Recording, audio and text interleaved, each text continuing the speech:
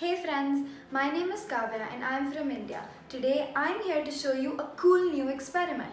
I like to call it water tricks with a ping pong ball. Let's see how it goes.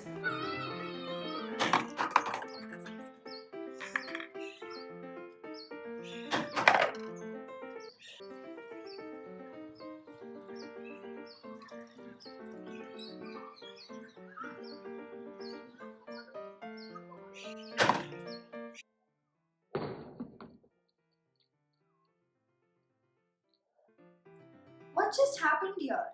When I dropped the ball inside the cup without any water, when the cup hit the ground, all the force was transferred to the ball and thus we could not predict where the ball was going. However, later when I poured in the water, when I dropped the cup, the force got transmitted to the water, and since the water was contained in the cup, all the force that the water had was transmitted to the center of the cup. Because of this, the ball always shoots up vertically and not anywhere else. I hope you enjoyed the experiment. It's a really cool and simple experiment that you can do at home too.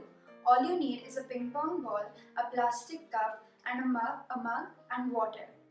Do tell me how the experiment goes and post what the outcome is in the comment section below. Don't forget to like and subscribe to our channel.